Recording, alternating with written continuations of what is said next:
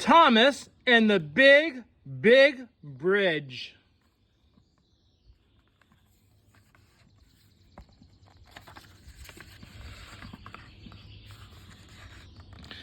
It was a special day for the railway, and we are here to launch the new rail line through mountains of Saylor, so Topham Hatt announced. Today we opened the Big, Big Bridge. What wonderful news!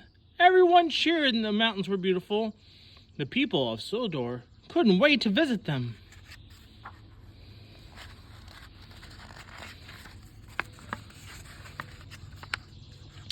I don't want to go up the mountains, Henry said nervously. It's windy up there. Very, very, very windy. Henry didn't like the wind. Henry didn't like the rain or snow or hail either. You're a big engine, Thomas said. You shouldn't be afraid of a little wind. But Henry was afraid, and that made Thomas a bit afraid too. Gordon, Henry, Thomas, hitch up your courses, Sir Topham Hatt. It's time for your trip to the mountains. Piercy and James were glad they didn't have to go to the mountains. They were afraid to cross the big, big bridge too. There's nothing to be afraid of, Thomas insisted. In a voice loud enough for Piercy and James to hear, it will be easy to cross the big bridge.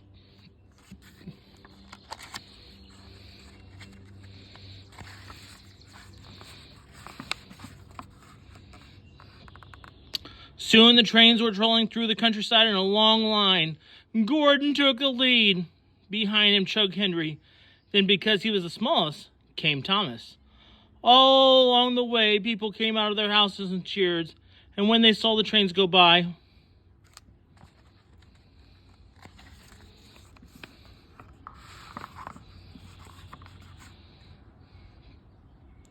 at the foot of the mountain, Henry slowed in a crawl.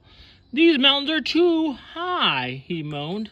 I can't go. I'm afraid of the heights. Don't be silly, said Thomas bravely. I'll be right here behind you. But Henry didn't budge. He was very nervous, and that made Thomas nervous too.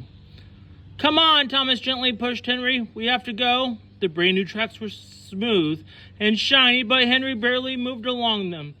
The truth was, Henry didn't want to reach the top of the mountain because he'd have to cross the big, big bridge. If Piercy and James and Henry are all afraid, thought Thomas, maybe I should be frightened too.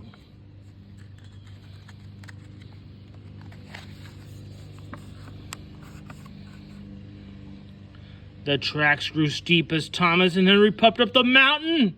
They could hardly keep up with Gordon. The big blue engine rushed ahead. I think I can make it, Henry groaned, his steam giving out at the last. The mountain is too steep.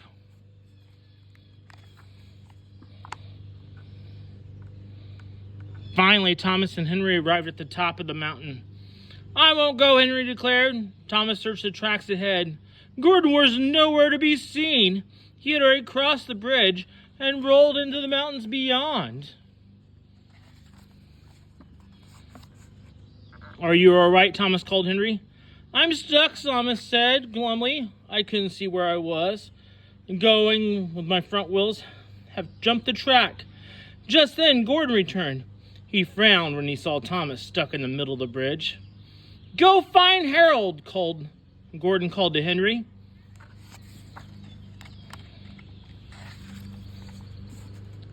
Soon, Thomas and Henry arrived at the station house. The mountains were really lovely, and everyone was happy to see that. But Thomas was the happiest of all. He was proud that he crossed the big, big bridge. Thomas and the Big, Big Bridge on Saylor's Playground.